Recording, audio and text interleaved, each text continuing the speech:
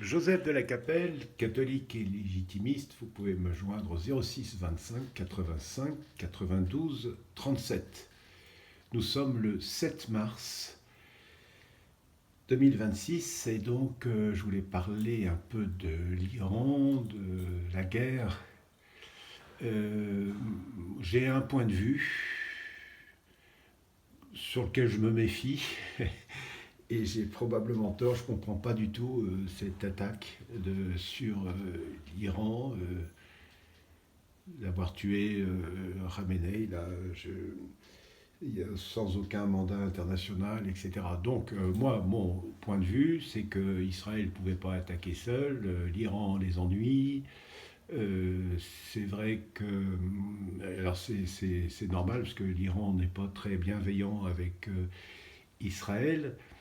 Mais alors les causes profondes, on a du mal à comprendre, parce qu'à l'époque du Shah, il n'y avait pas de problème, mais le Shah était un peu quand même dans la main comment, des Américains, quand même, un petit peu, et peut-être aussi d'Israël.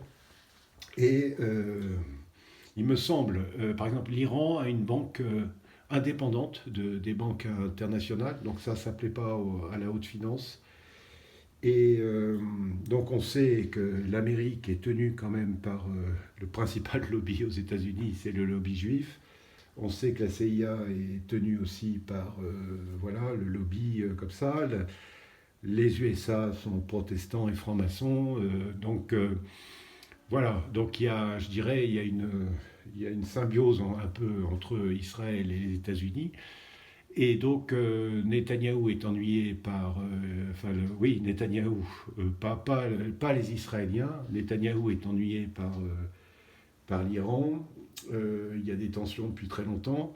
Et donc, il avait besoin des Américains pour intervenir. Et on sait que les présidents américains doivent faire allégeance au lobby sioniste pour devenir président de la République. Voilà. Donc tout ça s'est fait sans mandat, etc. Donc je trouve que cette guerre est absurde. À se demander si Trump et Netanyahou ne sont pas antisémites, parce que les Israéliens vont ramasser plein de missiles. Quand vous regardez la carte, quand vous voyez la taille d'Israël et la taille de l'Iran, même si l'Iran est excessivement attaqué, la cible d'Israël pour les missiles est assez simple. Je veux dire, voilà, c'est très concentré. Donc je trouve que tout ça est absolument...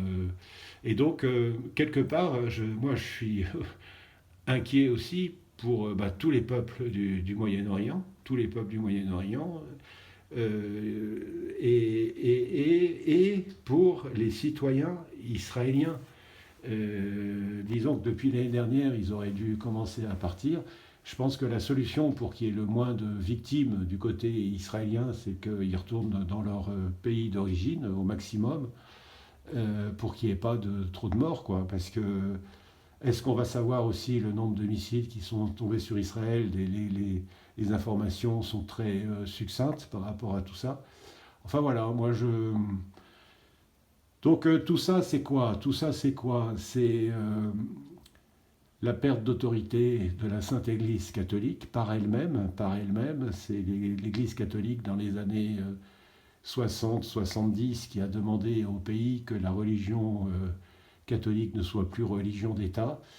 Enfin bref, donc l'Église catholique s'est protestantisée et donc il n'y a plus de force catholique. Donc il y a des forces aujourd'hui orthodoxes, il y a des forces protestantes, il y a des forces franc-maçonnes, il y a des forces musulmanes qui sont très importantes, il y a des forces communistes, la Chine est très très puissante, mais de puissance catholique, c'était Benoît XVI qui disait, il n'y a plus de grande puissance catholique. Il y a, on va dire aujourd'hui, un peu l'Espagne et la Pologne, qui sont quand même des puissances catholiques, mais on va dire très Vatican II, donc elle manque de force, quoi. C'est-à-dire que le Vatican II a protestantisé l'Église. Nos ennemis, on le sait, comme le protestantisme ne marche pas, ne fonctionne pas, et il fonctionne sur une ou deux générations, puis après les gens deviennent laïcards, etc. Donc ils ont voulu protestantiser l'Église. Donc heureusement, il y a les tradis et tout ça, voilà. Mais on n'a plus cette force il y a un crépuscule de la Sainte Église catholique au niveau des forces des pays, voilà. Les deux puissances catholiques aujourd'hui, oui, c'est la Pologne et puis l'Espagne. La France aussi, sur le fond, on est d'accord, mais voilà. Donc, je suis très inquiet, moi, personnellement, par cette guerre qui est vraiment catastrophique. Et c'est le fait d'Israël et des Américains. Voilà, c'est comme ça. Alors, après, on peut critiquer la République des Mollahs, etc., la théocratie qu'il y a en Iran, mais c'est leur problème, c'est le problème des Iraniens. C'est pas. Hier, j'ai écouté Monsieur Devier, donc il est assez pro-américain et pro-Israël, en fait, enfin, dans son discours quand même. Enfin, il a une exposition, c'était très intéressant, parce que je vous le conseille, parce que il a une bonne analyse des forces en présence et tout ça, et il dit que c'est un sujet très délicat, et il a raison. Mais l'Iran aujourd'hui est une théocratie chiite. Bon, c'est comme ça. On ne va pas faire la guerre avec tous les gens avec qui on n'est pas d'accord. Donc voilà moi ce que je pense ce 7 mars 2026. J'ai certainement tort, mais je voulais donner mon avis.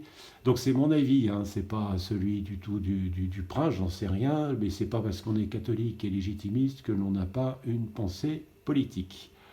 En tout cas, prions beaucoup et confions-nous au bon Dieu pour notre âme d'abord, pour notre propre salut, et puis pour que le prince de la paix, notre Seigneur Jésus-Christ, puisse réexister au niveau des nations. Ça, c'est vraiment quelque chose que l'Église devrait de nouveau prôner, que la Sainte Foi catholique soit religion d'État, et avoir de bonnes relations avec les États orthodoxes, parce qu'on est quand même, même s'ils sont schismatiques, ce sont les États avec lesquels on a plus de proximité. Voilà mon pauvre point de vue, j'ai certainement tort, j'ai certainement une mauvaise analyse, mais c'est mon humble point de vue ce 7 mars 2026. À très bientôt à tous, que Dieu vous garde, Notre-Dame de Boulogne, Notre-Dame de France, tous les cœurs angéliques du paradis, protégez-nous, conduisez-nous au saint paradis de Dieu, tous les saints et les saintes du paradis et du purgatoire, priez pour nous, conduisez-nous au saint paradis de Dieu. À très bientôt à tous, Deus et Rex.